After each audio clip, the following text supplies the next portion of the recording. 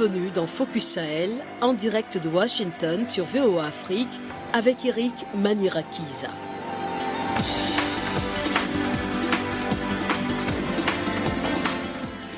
Bonsoir et bienvenue dans Focus Sahel qui vous offre une perspective unique sur la région. Chaque semaine, nous explorons les nombreuses facettes de la vie au Sahel. Au menu ce soir, les effets des sanctions de la CEDEAO au Niger, pénurie et difficultés s'accumulent tandis que le Premier ministre, nommé par le régime militaire, assure que le Niger est en mesure de surmonter ces sanctions. Toujours au Niger, les manifestations pour coup d'État ont stimulé la demande et la vente des drapeaux russes sur fond de sentiments anti-français. Au Burkina Faso, la radio Omega a saisi le Conseil d'État pour contester sa suspension annoncée par le gouvernement après l'interview d'un opposant au régime militaire au Niger. C'est notre fait marquant de la semaine. Inoussa Ouedraogo, président de la Société des éditeurs de la presse privée au Burkina Faso, sera avec nous dans cette édition. La parenté à plaisanterie, un levier ancien de paix entre groupes ethniques au Burkina Faso. Nous verrons comment cette pratique fonctionne à Bobo Dioulasso. Vous pouvez également nous suivre en direct sur Facebook et sur YouTube. Je suis ravi que vous vous joigniez à nous dans ce voyage de découverte et de dialogue. Encore une fois, bienvenue.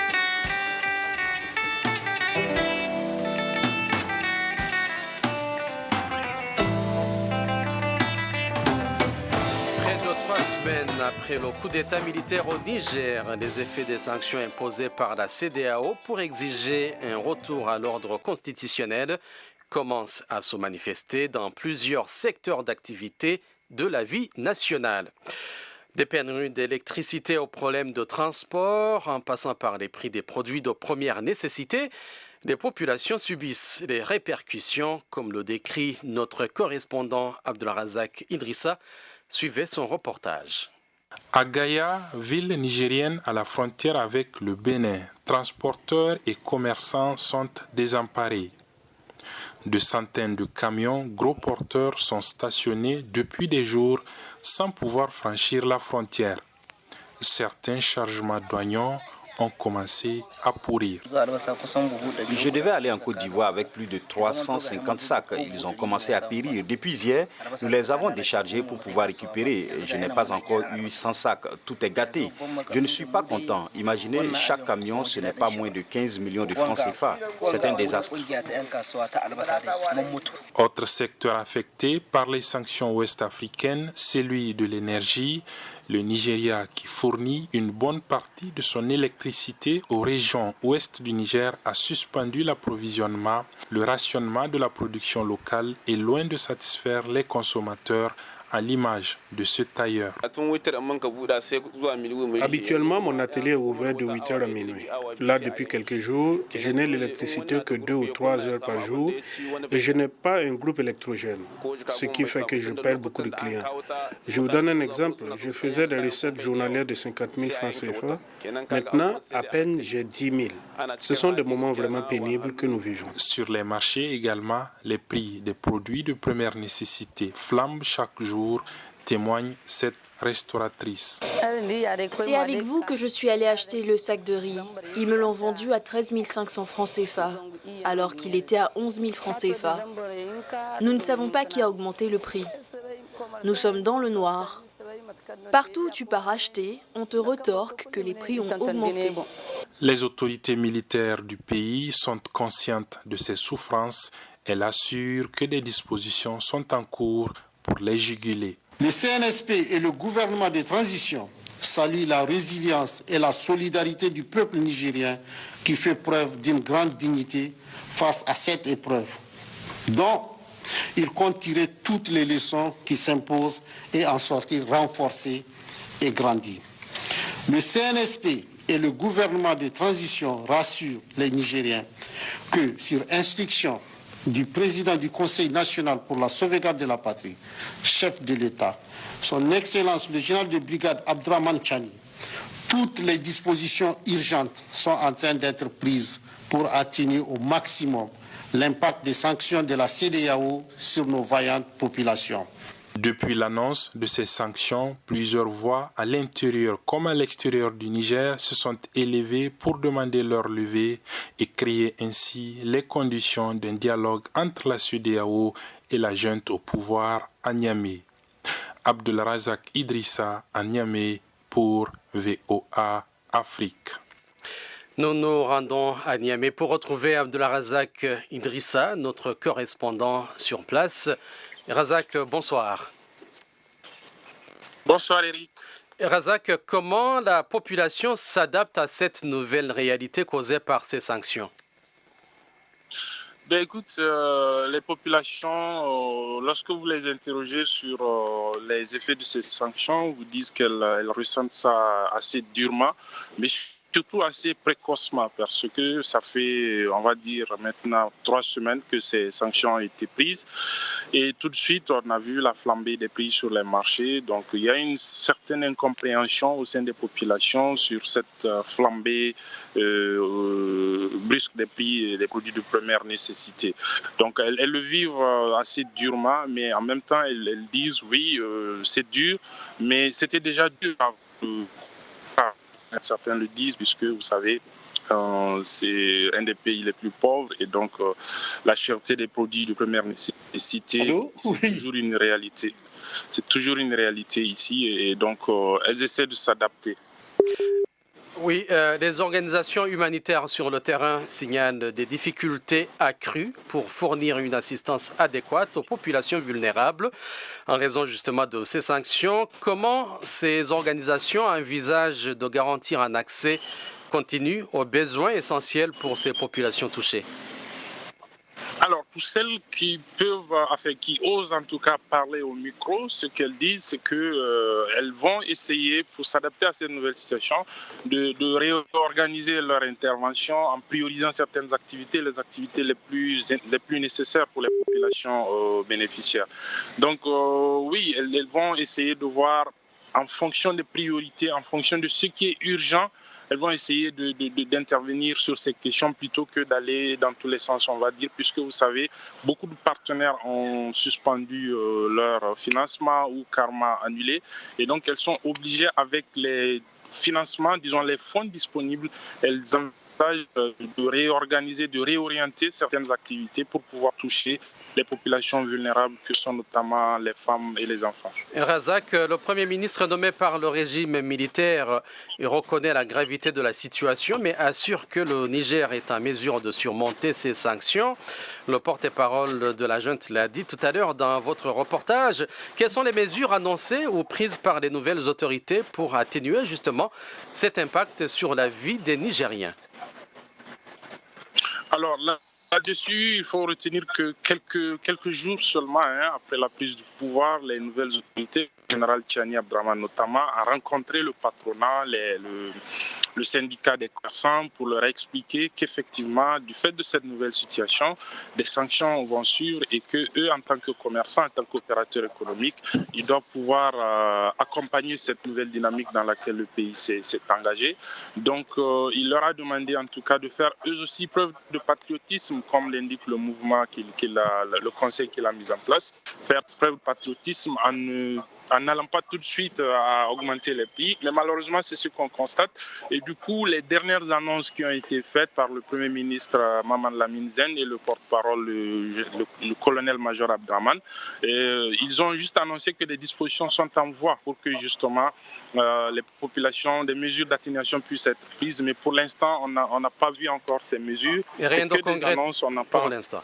Merci Razak pour toutes ces précisions. Je rappelle que vous êtes notre correspondant à Niamey. Merci pour toutes ces précisions. Nous poursuivons cette discussion avec notre analyste Ahmedou Ould Abdallah, directeur du Centre stratégique pour la sécurité du Sahel-Sahara, ancien fonctionnaire de l'ONU. Monsieur Ould Abdallah, bonsoir. Au revoir, Michel.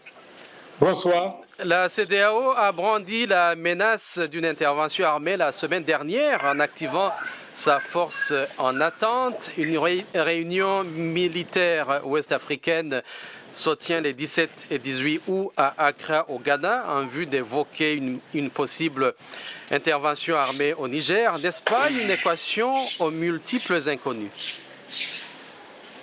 Absolument. Multiples inconnus, mais qui n'est pas une nouveauté. Souvenez-vous de l'intervention de la CEDEAO à travers le Sénégal en Gambie, quand le président Yahya Jammeh a refusé de quitter. Ça a été un succès. Souvenez-vous aussi, bien plus longtemps, d'intervention précisément des Nigérians, quelques troupes maliennes au Libéria, et qui ont mené aux résultats qu'on connaît. Ceci étant, l'intervention militaire ne doit être que l'ultime recours, et j'espère que de part et d'autre, après les sanctions qui continuent et qui bloquent tous les accès au Niger, en particulier à partir de Cotonou et du Nigeria, et le cas du Niger est différent du Mali et du Burkina Faso sur ce plan, et j'espère qu'il y aura un accord, une entente pour trouver une porte de sortie pour sauver les populations. Mais l'intervention militaire n'est pas exclue, bien qu'elle ne soit pas la solution idéale. Mais les dégâts seront énormes dans le cas du Niger. Absolument, elles sont déjà très dures, elles seront énormes, mais le Nigeria est un pays qui a connu beaucoup de coups d'État et qui ont trouvé une solution typiquement nigérienne, alternance tous les 10 ans et alternance non seulement politique, mais alternance presque par région, nord, sud, est, et ce qui permet un minimum de stabilité et qui donne de la crédibilité à ce qu'ils disent. Les militaires au pouvoir à Niamey ont annoncé leur intention de poursuivre devant les tribunaux le président déchu Mohamed Bazoum pour trahison. La CEDEAO dénonce ce qu'elle appelle une nouvelle provocation de la junte. S'éloigne-t-on davantage d'une solution négociée selon vous? Personnellement, je pense que c'est peut-être le contraire. Le fait de poursuivre ou d'annoncer qu'on va poursuivre le président Mohamed Bazoum est peut-être une façon de négocier et qui ne doit pas être rejetée. C'est toujours mieux de négocier que de faire plus. Et je pense que c'est une voie qui ne doit pas être totalement rejetée, mais le poursuivre me semble peu convaincant. Je veux dire, les arguments qu'on va utiliser seront très peu convaincants, surtout qu'il est du système, et lui et son ancien protecteur et patron, le président Youssoufou Mamadou.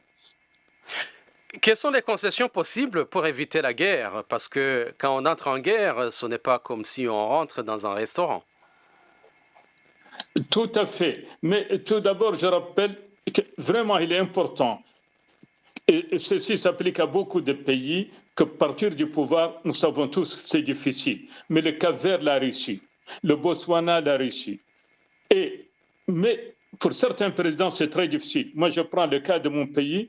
Le président Aziz est parti, mais c'était difficile. Il y a la nostalgie du pouvoir et vous savez la situation actuelle. Au Niger, apparemment, d'après les rumeurs, c'est aussi le cas. Le président Youssoufou Mamadou, tout le monde l'a salué à son départ, mais apparemment, ou d'après les gens, je ne peux pas dire, et il veut toujours rester et il y a beaucoup de rumeurs. Donc, il y a une solution qui est possible, c'est la discussion entre militaires nigériens qui sont actuellement au pouvoir et des pays tels que le Nigeria, le Bénin, le Togo et la Côte d'Ivoire, des pays concernés, des pays voisins, et le Sénégal qui a une expérience avec la Gambie. Je pense qu'une solution vaut mieux qu'une crise armée dont la première victime sera le Niger. En quelques secondes, que les hommes...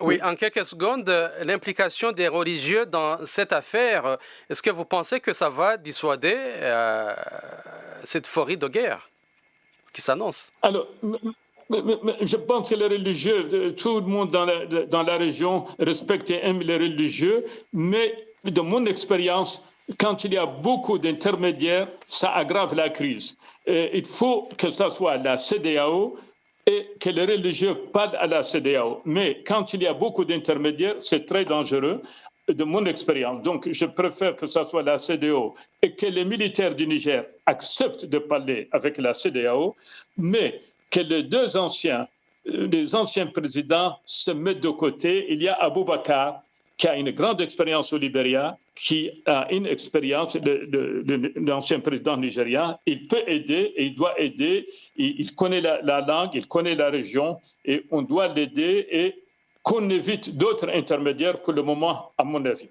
Merci Ahmedou Ould Abdallah. Je dois souligner que le général Abdurrahman Tiani a justement annoncé que les autorités militaires à Niamey exploraient la voie diplomatique pour résoudre cette crise. Merci beaucoup pour votre expertise et au revoir, à très bientôt.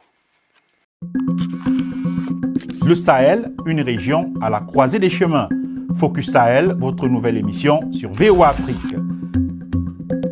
Crise sécuritaire, montée de l'extrémisme, déplacement de populations, influence étrangère. VOA Afrique braque ses projecteurs sur la bande sahélo-saharienne pour vous aider à comprendre les enjeux qui sévissent dans cette région et les événements qui rythment la vie de ces pays. Retrouvez nos équipes à Washington et nos correspondants sur le terrain pour des reportages, des analyses et des interviews. Pour tout comprendre sur le Sahel, rendez-vous tous les mardis à 18h temps universel sur VOA Afrique, voaafrique.com et toutes nos plateformes digitales. Nous restons au Niger où des partisans des putschistes qui ont renversé le président Mohamed Bazoum le 26 juillet ont agité des drapeaux russes lors des manifestations de soutien à la junte au pouvoir. Une bonne affaire pour les tailleurs locaux qui notent une explosion de la demande pour ces drapeaux sur fond de sentiments anti-français. Mohamedou Onfa nous en dit plus. 3 coupes de tissu de couleur blanche, bleue et rouge à assembler en bande horizontale. Le tailleur nigérien Yahaya Oumarou ne compte plus le nombre de drapeaux russes qu'il confectionne au quotidien, tant la demande est importante. C'est un drapeau russe que je couds en ce moment. Ces derniers temps, des gens viennent dans mon atelier pour confectionner des drapeaux pour le Niger, le Mali, le Burkina Faso et la Guinée. Le jour du rassemblement au stade national, par exemple, beaucoup de gens venaient coudre des drapeaux, surtout de Russie.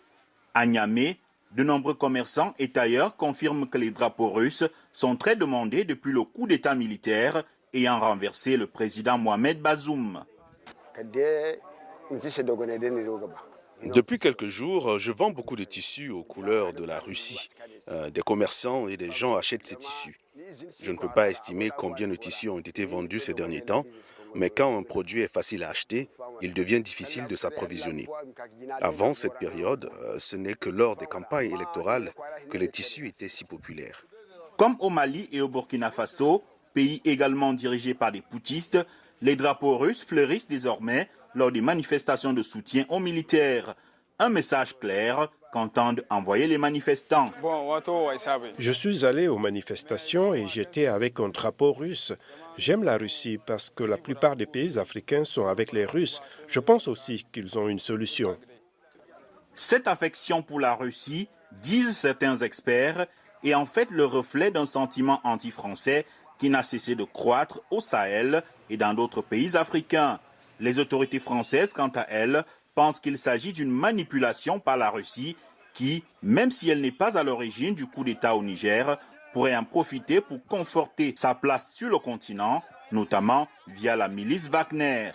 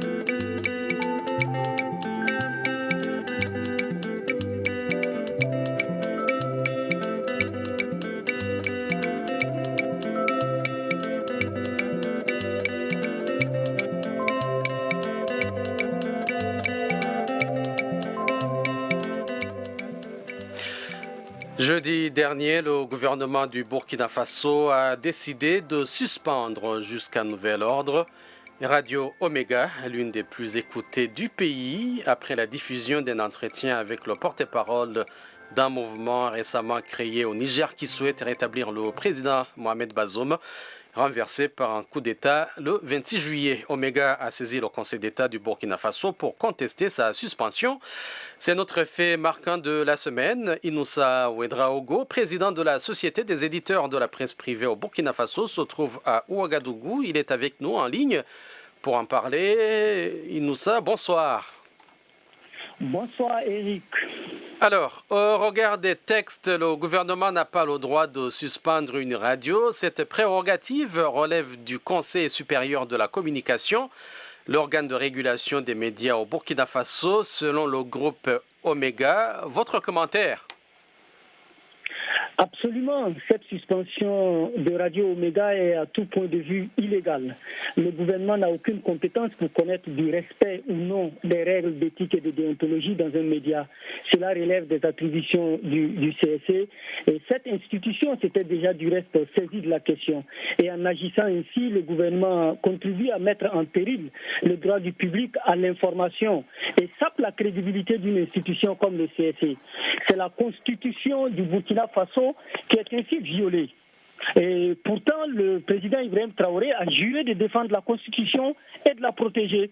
Nous sommes simplement donc en face d'un parjure. En tout état de cause, nous appelons le gouvernement à revenir sur sa décision, à laisser le CSE faire son travail de régulateur, et parce qu'à vouloir contrôler tous les pouvoirs, à vouloir imposer sa volonté au détriment des règles du vivre ensemble, nos autorités s'exposent à des abus, à des dérives inacceptables et même à même de conduire le pays vers des destinations périlisantes. Inoussa, le gouvernement burkinabé a justifié sa décision, arguant que ce mouvement milite clairement pour la violence et la guerre contre le peuple souverain du Niger. Le journaliste qui a réalisé l'interview en cause a été convoqué à la direction de la sûreté de l'État pour y être auditionné. Est-ce une menace à la liberté de la presse selon vous? Avez-vous les nouvelles de ce journaliste qui a été convoqué?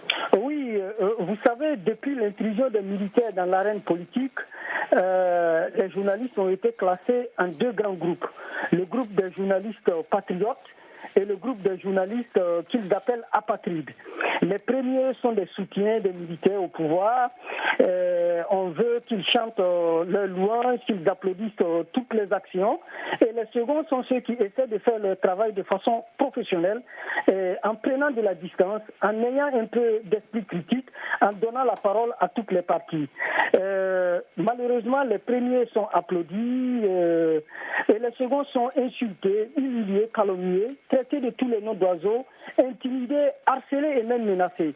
Et c'est ce que notre confrère de Omega vit en ce moment. Pourtant, la liberté de presse, ce n'est pas un cadeau fait aux journalistes. Ce n'est pas non plus une faveur accordée à qui que ce soit. C'est un droit constitutionnel. Et tant que la Constitution est en vigueur, les journalistes feront leur travail conformément aux dispositions de la loi. C'est pourquoi nous invitons justement le pouvoir à un peu plus de retenue et à lever ces sanctions inutiles qui sont aussi irrégulières et illégales. Et donc nous apportons tous nos encouragements à nos confrères de Omega et à nos confrères des autres médias qui vivent en ce moment beaucoup de menaces, beaucoup d'intimidation. Et justement, la convocation de Omega à la Sûreté nationale obéit simplement à cette forme d'intimidation et de menaces sur les journalistes et la liberté. Inoussa, en quelques secondes, que faire pour apaiser les tensions créées par cette suspension de la radio Omega? Et cette situation cause-t-elle une autocensure d'autres médias burkinabés? En 30 secondes. Il faut simplement lever cette sanction que nous jugeons illégale et il faut aussi que les démocrates sincères, les défenseurs des droits humains et les journalistes dénoncent ces abus-là et se lèvent, se mettent debout, afin qu'ensemble nous continuions donc à lutter pour plus de liberté, pour plus de justice, parce que l'injustice ne peut nous conduire à beaucoup de choses. On voit notamment la montée du discours de la haine, les injures publiques, les lynchages médiatiques, les menaces en tout genre dont sont victimes les journalistes. Nous invitons nos autorités à être humbles, modestes, parce que quand on gère une parcelle du pouvoir, il faut tenir compte des plus faibles, car personne Merci Noussa Ouedraogo. Je rappelle que vous êtes président de la Société des éditeurs de la presse privée au Burkina Faso.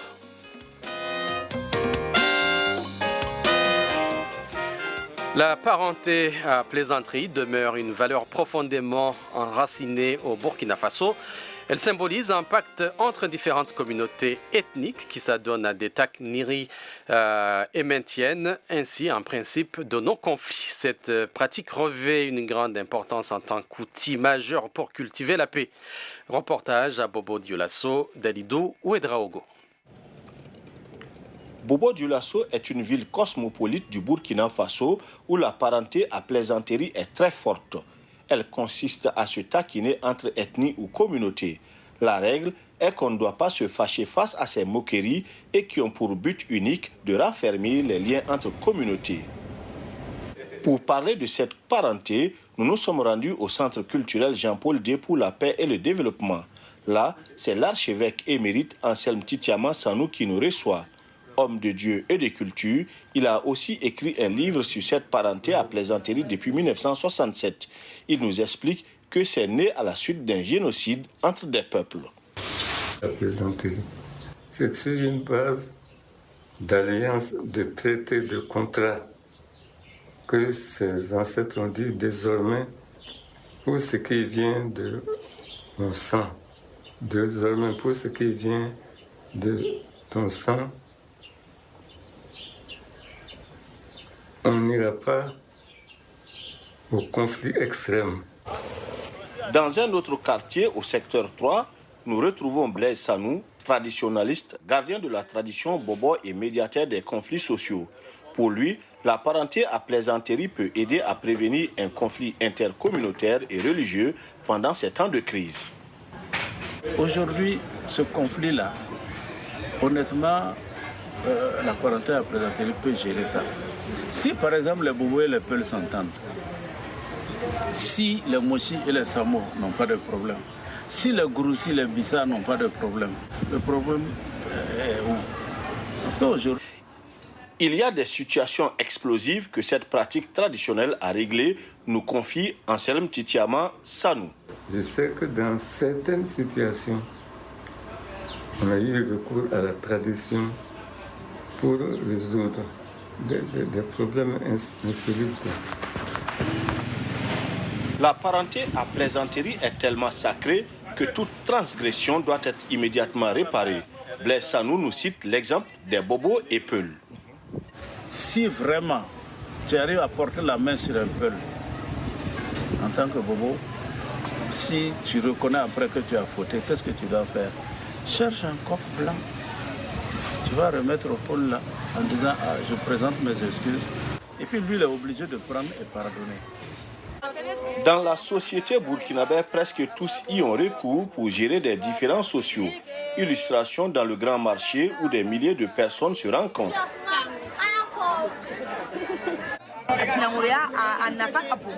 La parenté à plaisanterie est capitale. Ça évite beaucoup de palabres entre nous. Au regard de la situation que vit le Burkina Faso, beaucoup pensent aujourd'hui que le cousinage à plaisanterie, également connu sous le nom d'alliance à plaisanterie, doit être institutionnalisé. Halidou Ouedraogo, Bobo Dioulasso pour VOA Afrique. C'est la fin de cette édition de Focus Sahel. Merci de nous avoir suivis. Merci à tous nos invités. Merci à tous nos correspondants. Eric Manirakiza était avec vous au micro. Michel Claire-Joseph et Trésor Matondo ont assuré la mise en onde. Nous vous remercions d'avoir écouté Focus Sahel et nous vous disons à très bientôt. Au revoir. c'était Focus Sahel. Merci de nous avoir accompagnés dans ce voyage à travers l'une des régions les plus complexes de la planète. Vos points de vue, vos défis, vos récits et vos contributions sont les bienvenus. Laissez-nous vos commentaires sur voaafrique.com ou sur notre page Facebook VOA Afrique.